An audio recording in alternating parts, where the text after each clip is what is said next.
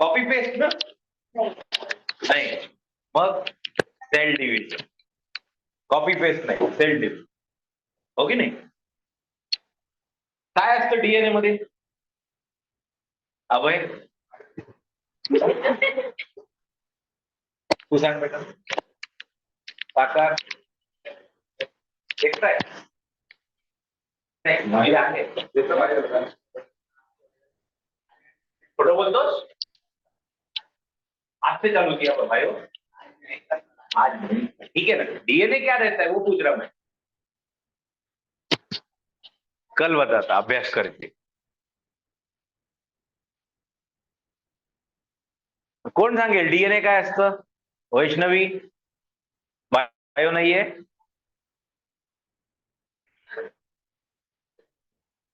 Kalyani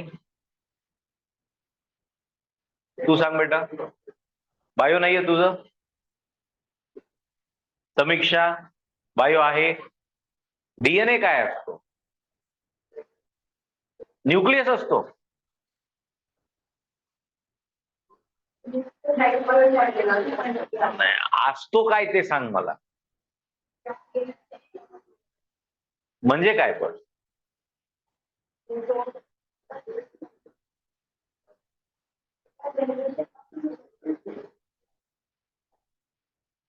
DNA ला comparing जर आपण केलं तर कम्प्युटरमध्ये काय असतं? जे बॉडीमध्ये डीएनएचं काम करतो ते कम्प्युटरमध्ये काय असतं?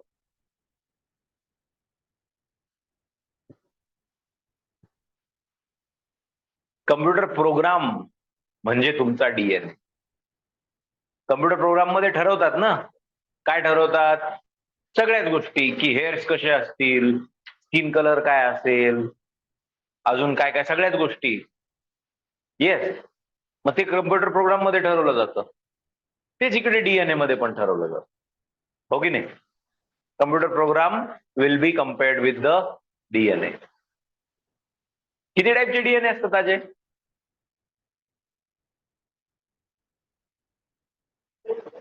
डीएनए एकच असतो. त्याचा जुळा भाऊ कोण असतो? आरएनए. आरएनए काय असतो?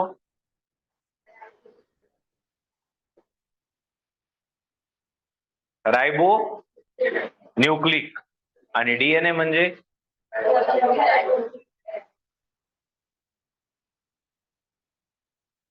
20 मिनिट लागतात का याला? काय 20 मिनिटाची काय प्रोसेस आहे? अच्छा रिप्लिकेट होते. हे काय टेस्ट ट्यूब आहेत का या?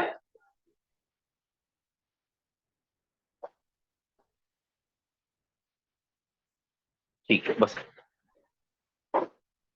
मला हे बघायचं होतं की फक्त फिजिक्सचीच बॉम्ब आहे का सगळीकडे तेच आहे? सगळीकडेच ते आहे. माझा प्रॉब्लेम नाही येतो. हो की नाही? The problem is from your side. Samiksha बरोबर की नाही? कोण आला तो शेवटी? साकार 4 जण आहेत. त्याने लेक्चर केलं, तू आला शेवटी मध्ये, म्हणजे दोघांपैकी कोणीतरी शेवटी आला, म्हणजे साकारच शेवटी.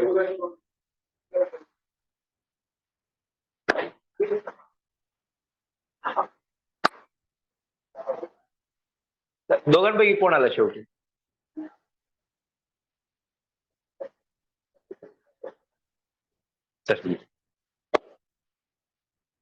बाकीचे कुठे आहेत आज?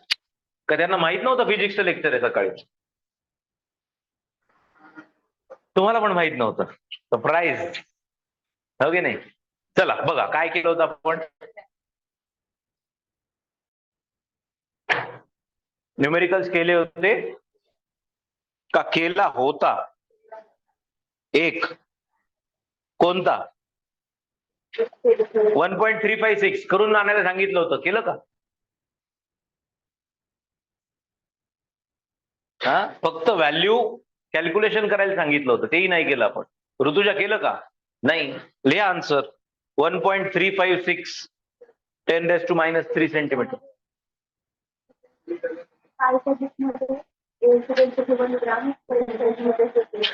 हा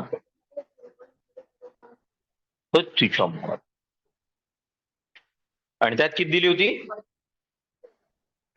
रो ची व्हॅल्यू. मग हे बुक आहे का ते?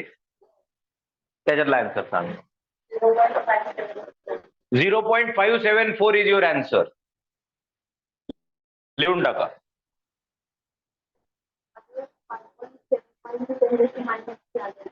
नाही, मग 2 0 चुकले ना तुझे.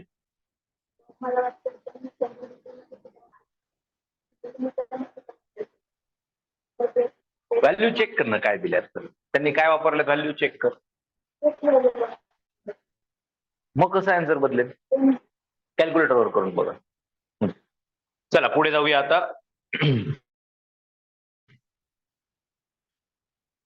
परत एकदा 2-3 महत्वाच्या गोष्टी आपल्याला शिकायच्या आहेत. कम्प्लिटली फ्लुइड मेकॅनिक्सचा पार्ट आहे हा. ठीक आहे, हे इंट्रोडक्टरी पार्ट नाही, आता हा डिटेल वाला पार्ट आहे. ठीक आहे, हेडिंग द्यायची आहे equation of कंटिन्युइटी.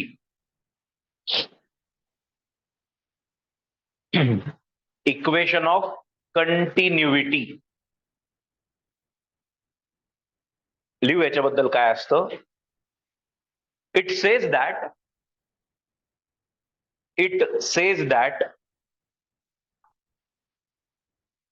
the volume rate of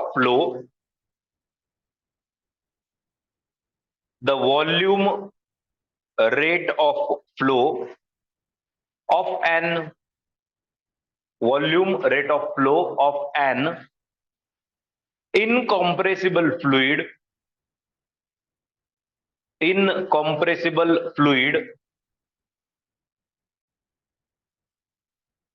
for a steady flow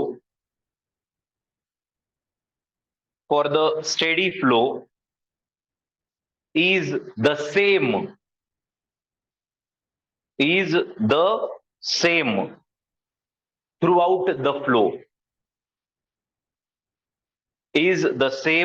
throughout the flow. काय नेमकं म्हणणं आहे त्याचं? त्याच्यासाठी आपल्याला एक डायग्राम शिकणं गरजेची आहे. ती डायग्राम काढूया. काढायची माझ्यासोबतच लगेच.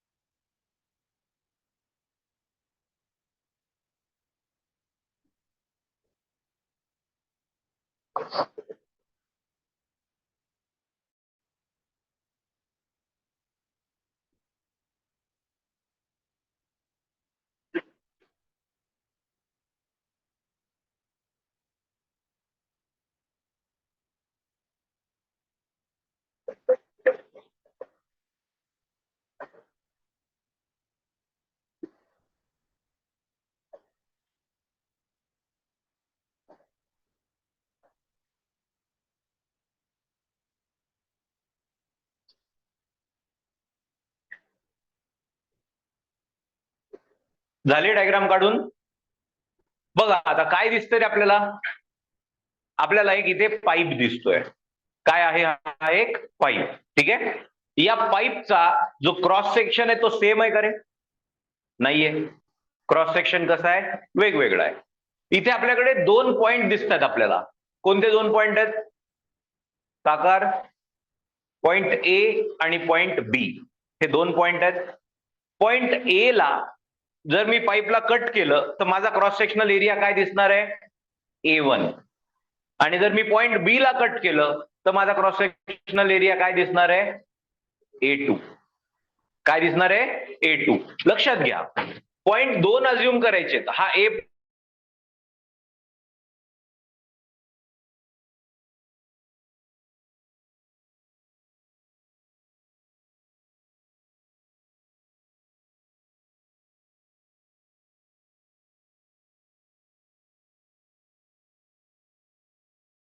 आता विचार करा की आपण एक क्रॉस सेक्शन अज्युम करतोय, EFGH. हा क्रॉस सेक्शन आहे. क्रॉस सेक्शन म्हणजे काय, अज्युम करा की एक फ्रेम आहे. काय आहे, एक फ्रेम. हा पाईप आहे सपोज, इथं ए पॉइंट आहे आणि याला क्रॉस सेक्शन कट करून एक फ्रेम आपण तिथे अज्युम करतोय. त्या फ्रेमचा जो काही एरिया आहे तो किती आहे, A1. आणि त्याचं नाव काय, EFG आणि H. ही अशी आडवी फ्रेम तिथे आहे.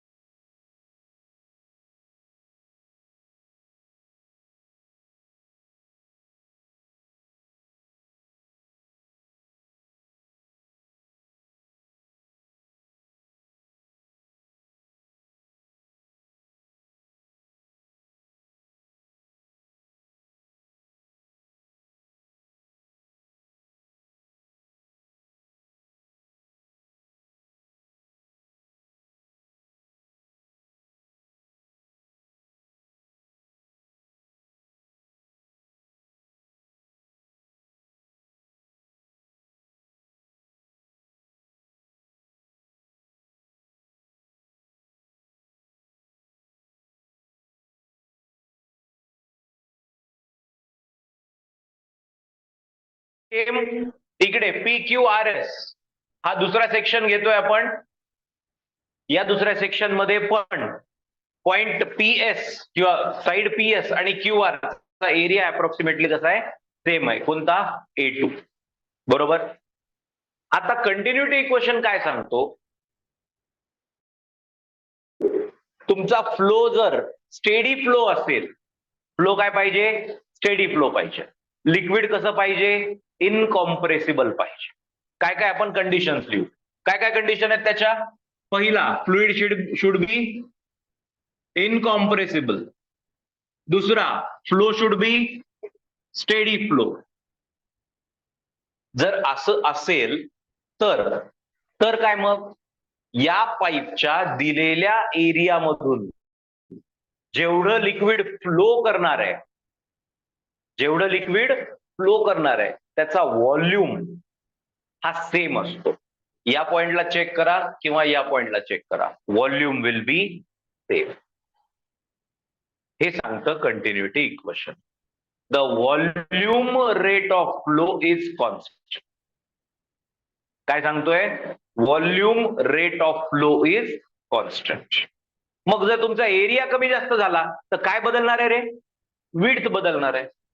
थोडस नीट तुम्ही काढली असेल डायग्राम किंवा नाही काढली मला माहित नाही, चेक करा. मी जे लिहिलंय, H आणि G पर्यंत जे डिस्टन्स आहे ते कमी आहे आणि S आणि R चं जे डिस्टन्स आहे ते जास्त आहे. असं का आहे, इथं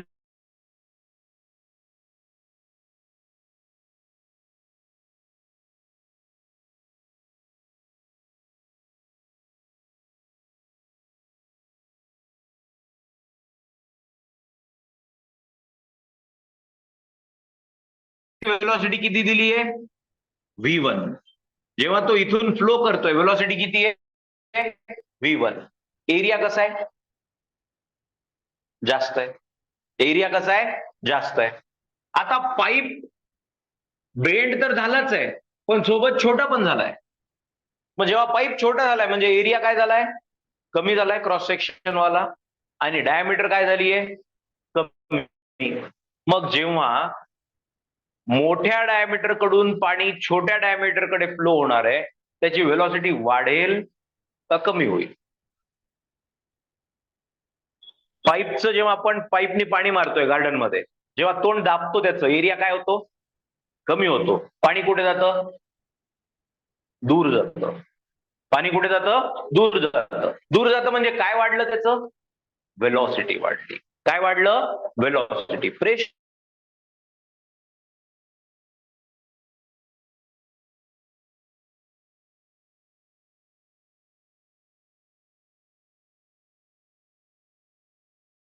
ड्रॉप झालं. वाढली काय? व्हेलॉसिटी. म्हणून तो जास्त दूर गेला.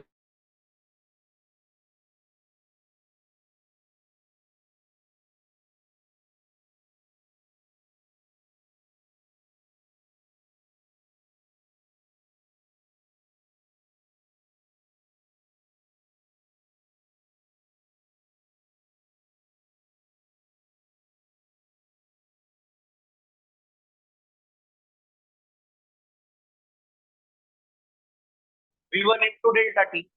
कारण व्हेलॉसिटी म्हणजे काय? Distance upon time. मग किती डिस्टन्स ट्रॅव्हल केलंय? डिस्टन्स इज इक्वल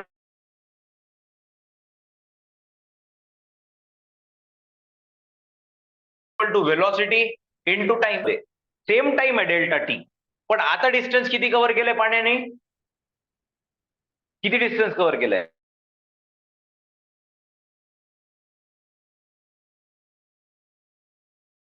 जास्त. काय कारण? या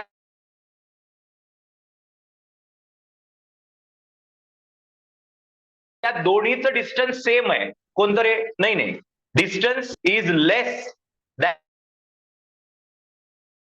than distance SR. Reason behind this, velocity at hg is h1. म्हणजे hg ला वेलोसिटी किती होती? ग्रेटर का स्मॉलर? स्मॉलर होती. Compare with velocity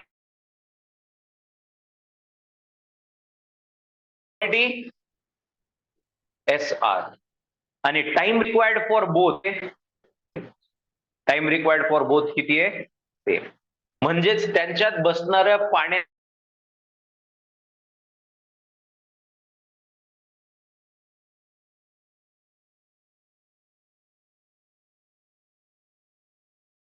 G quantity आहे ही